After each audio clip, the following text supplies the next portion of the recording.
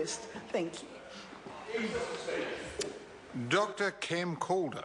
Thank you, Mr Speaker. It's a pleasure to rise and speak on the holidays full recognition of Waitangi Day and Anzac Day Amendment Bill. And I wish to acknowledge the contribution of my colleague Barbara Stewart across the House, a very eloquent presentation. However, it hasn't been enough to get me to change my mind on this bill, despite the eloquence. I wish to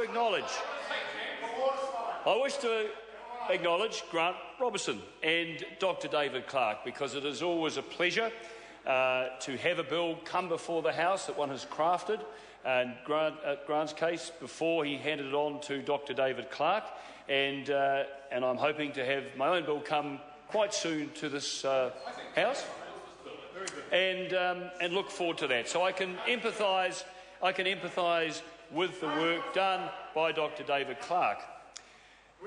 Despite the eloquence of previous speakers, I have a visceral distaste for this bill, and I just was searching back as to why this should be.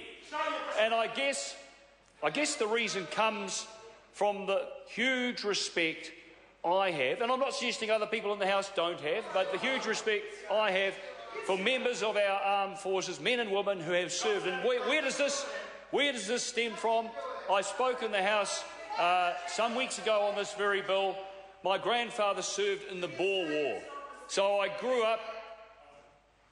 up being aware of the sacrifices made by actually thousands of New Zealanders very early in our history in the Boer War.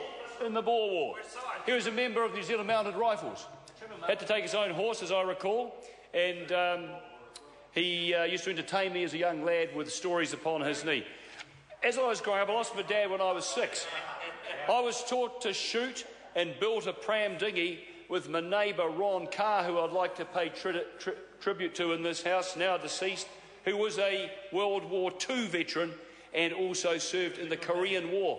I remember playing in the back garden with a Japanese jungle carbine that he'd some miraculously brought back from the campaign that he served in, and learned how to handle weapons with him, going out shooting rabbits in the foothills of Mount Egmont, as we used to call it then, or Taranaki. Both names pertained at that stage. Look, this is probably just trying to shape my distaste for this bill, because I have always honoured this day. Anzac Day has stood alone. I know you're saying it doesn't. I know you're saying across the House that in no way detracts. Personally, I believe it raised it above other days of significance by the fact that it wasn't always a holiday. And I felt, and I said this in the House before, I felt that was a way we could pay credit and acknowledge the sacrifice made by generations who have gone before, and in many cases paid the ultimate price. And for us to give up a holiday once in a blue moon is no sacrifice at all. So that's shaping my view. I also became did a TOSB, a Territorial Officer Selection Board, as a young lad, and became a member of the Blue Berets.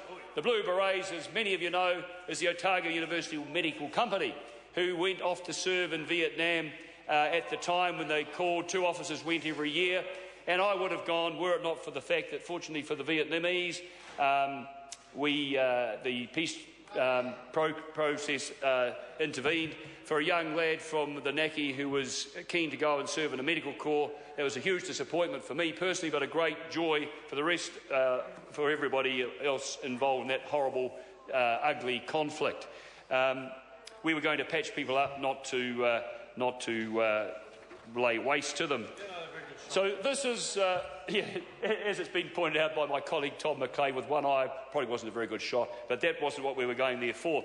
Now look, it's probably appropriate to mention the extremely hard work done by one of the legendary chairmen of select committees, and I refer of course to David Bennett. David Bennett, a legendary chairman of select committees, and it was his committee. It was his committee that saw the submissions and dealt with the submissions. Were there many? Were there many? There were not many, in fact. In fact, only 32 submissions on this bill were received. 18 submitters supported the bill and 12 submitters opposed the bill. Now, the chairman has actually pointed out that there were some good arguments for and against this bill.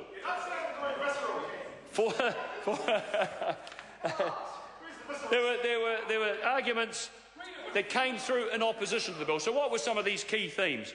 Well, as we've heard, the bill would create additional costs. And what would some of these costs be? Well, the cost to the employer, estimated by the ministry, an estimated impact of $220 to $280 million. Now, that is not insignificant.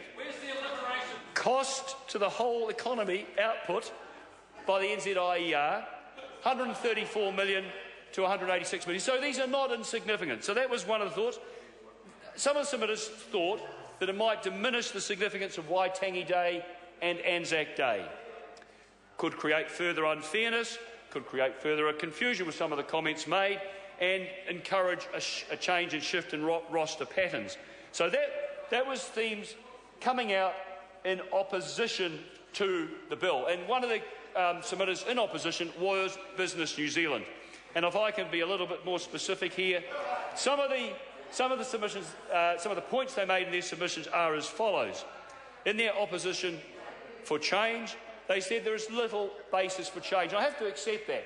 I mean, this is a meaty-beaty, big and bouncy, compact and perky little members' bill. I've already paid my respects to Grant Robinson. I've paid my respect, and Dr. David Clark as well. Anzac Day and Waitangi Day are noted by the submitters, the Business New Zealand, as being specific to New Zealand and are commemorative days. Now, they make the point that this is in contrast with Christmas Day and New Year's Day, which are not, and this is a surprising point that I thought, they've got a point, they're not days of significance to every New Zealander. They made that point in their submission. Easter Monday is another example of another holiday to be contrasted with these days. In this case, Easter Monday was created to provide people with a holiday. Can we have a little bit of hush, please? It was created to provide people with a holiday, as it was previously uncommon to work on Easter Sunday. The submitter considers the title of the bill to be inapt, as the original purpose of both days was to recognise their special nature. And the submitter references the 1921 Anzac Day Amendment Bill and the 1960 Waitangi Day Act. Now, they did acknowledge, in their even-handed way, Business New Zealand, that tourism industry would benefit, but they noted that other businesses are concerned about the potential cost, and we've talked about how much that would be. And I noticed that Business New Zealand's submission is supported by the National Association of Retail Grocers and Supermarkets of New Zealand. So there is a very strong submission, and the overwhelming number of submissions were actually against this. In contrast, should I say, the tourism industry support this bill, and they suggested that it may actually stimulate domestic tourism and is affordable for business while increasing the importance of Waitangi Day and Anzac Day. Now, one of the things that people have raised in the House, and in closing I'd just like to address this, is that somehow it was thought that New Zealand was out of step with the rest of the world in a number of public holidays. Well, in fact, we're not. The United States has 10, no minimum annual paid leave. The United Kingdom has 8. Australia has 8 and 20 days annual paid leave, the same as New Zealand. So, Mr. Speaker, there are arguments for and against this bill, but I remain implacably opposed thereto. A split call, 5 minutes. Carol Beaumont. Thank you very much, Mr. Speaker.